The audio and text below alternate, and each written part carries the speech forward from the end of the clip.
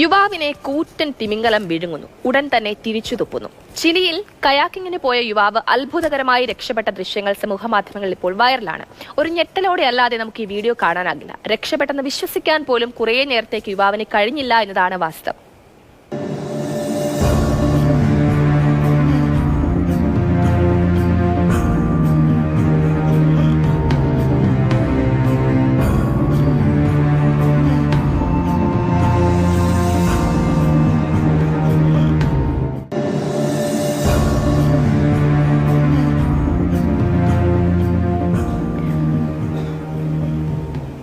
എന്തൊരു ദൃശ്യങ്ങളാണല്ലേ ഇത്. നമുക്കിപ്പം ആതിര പുതുവയലിൽ ചേരുന്നുണ്ട്. ആതിര, നമുക്ക് കാണുമ്പോൾ തന്നെ വിശ്വസിക്കാൻ സാധിക്കുന്നില്ല.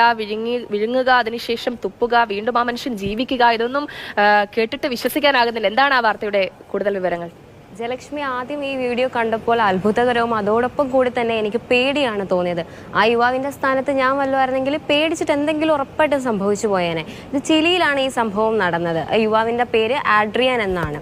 ആഡ്രിയാനും ആഡ്രിയാന്റെ പിതാവും കൂടി കയാക്കിങ്ങിനൊക്കെ ഇങ്ങനെ സമുദ്രത്തിൽ സ്ഥിരം പോകുന്ന ആൾക്കാരാണ്. അങ്ങനെ പോയപ്പോഴാണ് ഈ ഒരു സംഭവം നടന്നത്. എനിക്ക് തോന്നുന്നു ആഡ്രിയാനും ആഡ്രിയാന്റെ പിതാവിനും ഇതേ പറ്റിയിട്ടെന്ന് വെച്ചാൽ സമുദ്രത്തെ പറ്റിയിട്ടും ഈ തിമിംഗലത്തെ പറ്റിയിട്ടൊക്കെ നല്ല അറിവുള്ള ആൾക്കാരായിരിക്കും. കാരണം അങ്ങനെ ഒരു സംഭവം നടന്നപ്പോഴും രണ്ടുപേരും കാമായിട്ടാണ്. ആഡ്രിയാന്റെ പിതാവ് കാം എന്ന് പറയുന്നുണ്ടായിരുന്നു ആ വീഡിയോയിൽ. ഒന്നും സംഭവിക്കില്ല എന്ന് അവർക്ക് ഉറപ്പുണ്ടായിരുന്നു. കാരണം തിമിംഗലങ്ങൾ ഒരു മനുഷ്യരെയും കൊന്നതായിട്ട് ഇതുവരെ അങ്ങനെ റിപ്പോർട്ടൊന്നും ചെയ്തിട്ടില്ല. തിമിംഗലങ്ങൾ കൊന്നിട്ടുണ്ട്, അത് വേറൊരു ടൈപ്പ് ഓഫ് തിമിംഗലമാണ്.